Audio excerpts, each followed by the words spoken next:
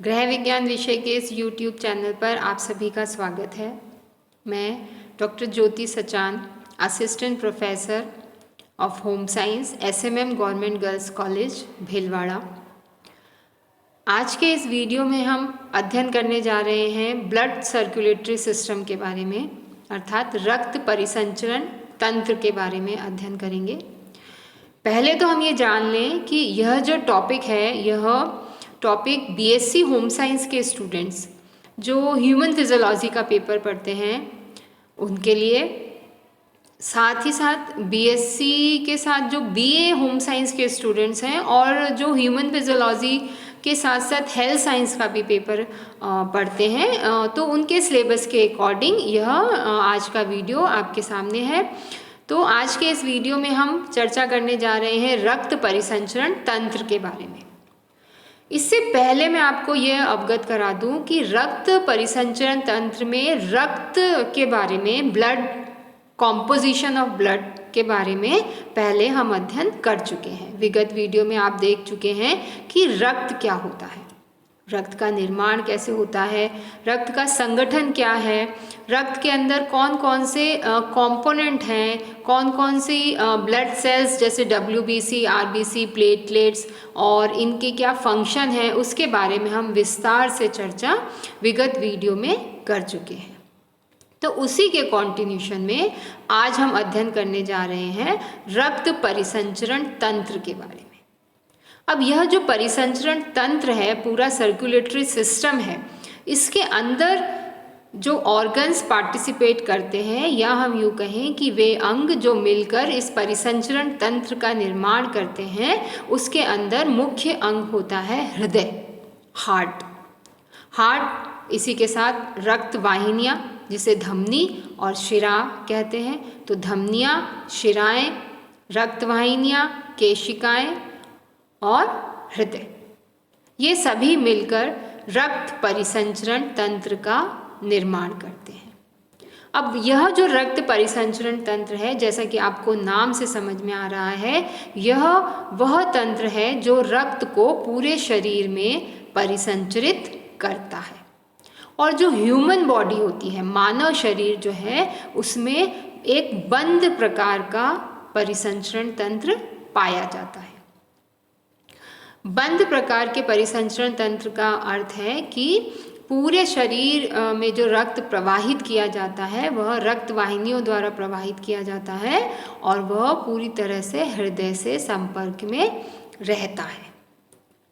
इसी के साथ आप जानते हैं कि रक्त जो है, रक्त के अंदर लाल रक्त कणिकाएं जो रक्त को लाल रंग प्रदान करती हैं, वह होता है रक्त के अंदर उपस्थित जो हीमोग्लोबिन वर्णक है, उसकी वजह से रक्त का जो रंग है वह लाल होता है। इसी के साथ WBC और प्लेटलेट्स पाई जाती हैं, जिसका अध्ययन हम पहले कर चुके हैं। तो अब जो हम अध्ययन कर रहे हैं, रक्त जो हृदय है, हार्ट जो है, ह्यूमन हार्ट, उसकी संरचना को हम यहाँ समझने का प्रयास करेंगे।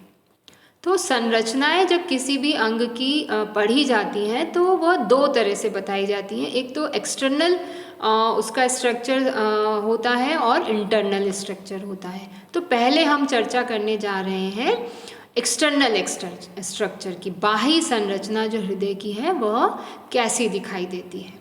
अब यह जो स्लाइड आपके सामने दिखाई गई है, इसमें दोनों ही संरचनाएं बताई गई हैं, एक्सटर्नल स्ट्रक्चर और इंटरनल स्ट्रक्चर्स बताए गए हैं। तो जो एक्सटर्नल स्ट्रक्चर है उस पर हम आज चर्चा करेंगे। तो सर्वप्रथम तो हम ये जान लें कि जो हृदय है उसकी सिचुएशन जो है, स्थिति जो होती है ह्यूमन बॉडी में, वो किस तरह से है। तो हृदय जो होता है, ये जो चेस्ट कैविटी है, चेस्ट कैविटी में अधर तल की ओर होता है और मध्य से कुछ बाईं ओर होता है, स्थित होता है। और इसके अगर पैरामीटर्स देखे जाएं तो हृदय लगभग 18 सेंटीमीटर लंबा और 9 सेंटीमीटर तक चौड़ा होता है।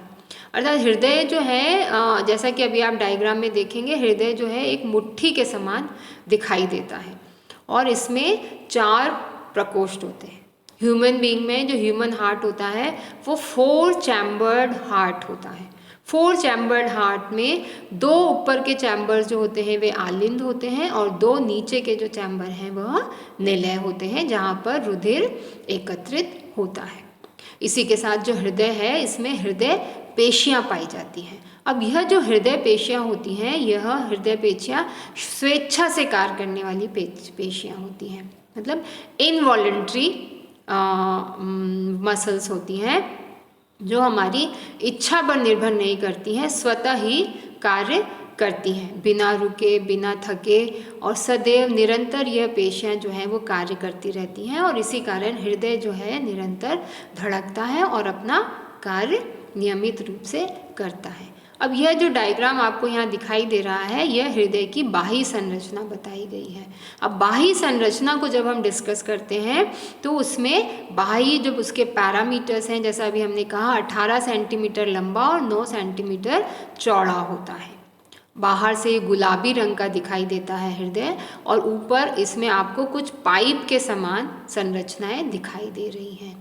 ये जो पाइप के समान संरचनाएं हैं, यह शिरा होती है और धमनी होती है। उसमें महाशिरा भी होती हैं, महाधमनियाँ भी होती हैं, जिसका वर्णन आगे हम आंतरिक संरचना के अंतर्गत करेंगे।